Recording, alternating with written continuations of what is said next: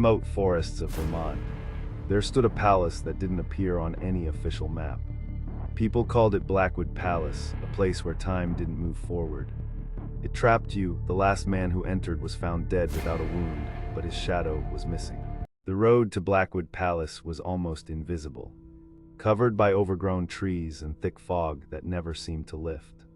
Ethan Carter, an investigative journalist known for exposing unsolved mysteries, drove slowly through the eerie path, guided only by an old, torn map. Locals had warned him not to go, telling stories about people who vanished without a trace.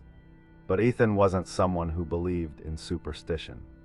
He believed in truth, and the death of Daniel Harper, found inside the palace with no injuries and a look of pure terror, was a mystery he couldn't ignore. As he reached the rusted iron gates, his car engine suddenly died.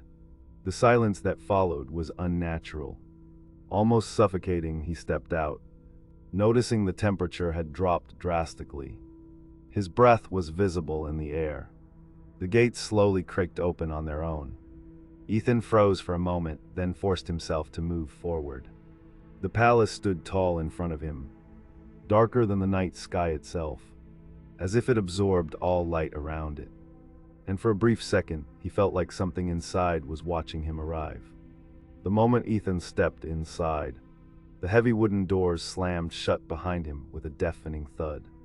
He quickly turned back, trying to open them, but they wouldn't budge. Panic flickered in his chest, but he controlled his breathing. "It's just an old mechanism," he whispered to himself. The grand hall was massive, with tall ceilings and broken chandeliers hanging like skeletons. The floor was covered in a thick layer of dust, except for one thing: fresh footprints. They led deeper into the palace. Ethan's heart skipped a beat. Someone had been here recently. Or something. He followed the footprints cautiously, his flashlight cutting through the darkness. As he walked, he noticed something disturbing. The footprints suddenly stopped in the middle of the hall. There was nowhere they could have gone. No doors, no windows, just gone. A cold whisper brushed past his ear, so close it felt like someone was breathing on his neck. "You're late." Ethan spun around instantly, his flashlight shaking violently in his hand. But there was nothing behind him except endless darkness. The air felt heavier now, pressing against his chest with an invisible weight. He tried to rationalize it, blaming exhaustion and fear. But deep down he knew something was terribly wrong. As he moved further, the walls began to change subtly. The old, cracked paint looked fresher in certain spots, as if time was reversing itself. He reached a hallway lined with portraits of the Blackwood family. Each face seemed disturbingly real, their eyes following his every move. One portrait caught his attention, a man with hollow eyes and a faint smile. The nameplate read Daniel Harper. Ethan's blood ran cold. That was impossible. The painting looked decades old. As he stepped closer, the smile on the portrait slowly widened. Ethan stumbled backward, his breath hitching. Then suddenly, all the portraits turned their heads toward him at once. A loud bang echoed through the hallway as every door slammed shut simultaneously. Ethan ran toward the nearest door and forced it open, stumbling into a dimly lit room. Inside, the air was thick with a strange metallic smell. The room was filled with mirrors, dozens of them, all facing each other, creating endless reflections. Ethan stepped inside cautiously, his reflection multiplying infinitely around him. But something was wrong. One of the reflections wasn't copying his movements. It stood still while he moved. His heart began to race uncontrollably. He stepped closer to the mirror, his eyes locked onto the unmoving reflection. Slowly, the reflection tilted its head and smiled. Not his smile, something darker. Suddenly, all the mirrors cracked at once with a loud, piercing sound from the cracks. A dark liquid began to drip, thick and red like blood. The reflections started whispering in unison, their voices overlapping. "He saw us too, and now he's one of us." Ethan covered his ears, trying to block out the whispers, but they only grew louder, echoing inside his mind. The mirrors began to distort, showing scenes instead of reflections, people screaming, running through the palace begging for help. Among them, Ethan saw Daniel Harper, desperately trying to escape. He was pounding on the doors, crying out for someone to save him. Then suddenly something unseen grabbed him and dragged him into the darkness. The mirrors went black. Ethan staggered backward, his legs trembling. This wasn't just a haunted place, it was reliving its victims' final moments. Suddenly one mirror cleared again, showing Ethan himself standing still, with a blank expression behind his reflection. A tall shadow figure slowly appeared.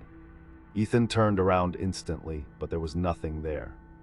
When he looked back at the mirror, the shadow was closer, almost touching him. The temperature dropped even further, turning the room icy cold.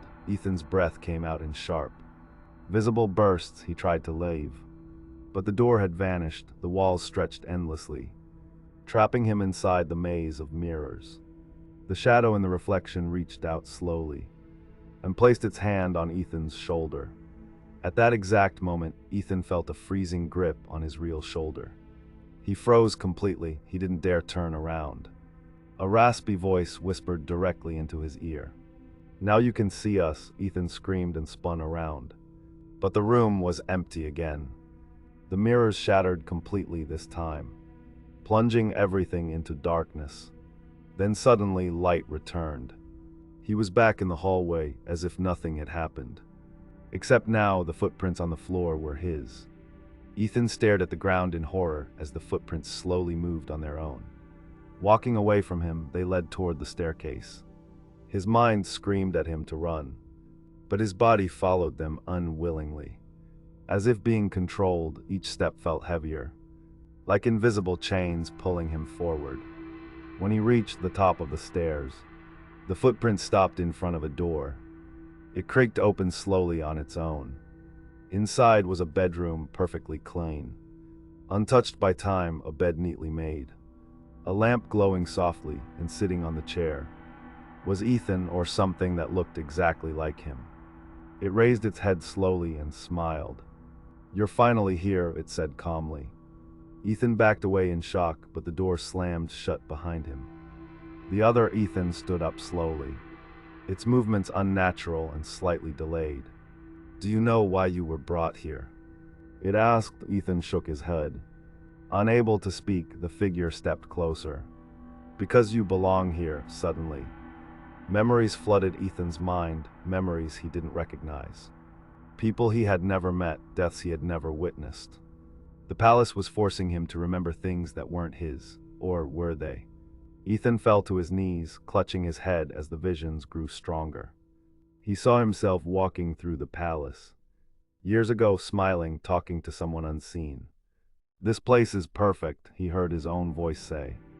"It will never let them leave." Ethan's eyes widened in horror. Was he somehow connected to this place?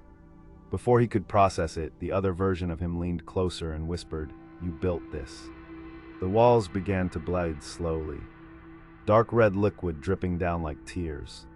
The palace trembled as if reacting to Ethan's presence. The fake Ethan vanished suddenly, leaving him alone again, but the voice remained. "You forgot, but we didn't." Ethan struggled to stand, his mind breaking under the weight of the truth. He ran out of the room, desperate to escape. As he ran, the palace shifted around him. Hallways changed, doors appeared and disappeared. It was alive, controlling everything. Watching him, guiding him, he realized there was no way out unless the palace allowed it. He found himself back in the main hall. But it was different now, new. Clean, alive people stood around him, dressed in old-fashioned clothes. They were staring at him, smiling, waiting. Among them, Ethan saw Daniel Harper. Alive, expressionless. "You shouldn't have come back," Daniel said quietly. Ethan tried to speak, but no words came out. The crowd moved closer, surrounding him slowly. Their faces began to distort, turning into something inhuman. Eyes black, mouth stretching unnaturally wide. The palace lights flickered violently. The ground cracked beneath Ethan's feet. He fell into darkness, screaming as voices echoed all around him. When he opened his eyes, he was outside the palace. Morning light filled the sky. Relieved, he laughed nervously. He had escaped, or so he thought. When he looked down, he had no shadow. That night, someone new arrived at Blackwood Palace. As they entered, they saw a man standing inside. Smiling in the darkness, it was Ethan. And this time, he wasn't trying to leave.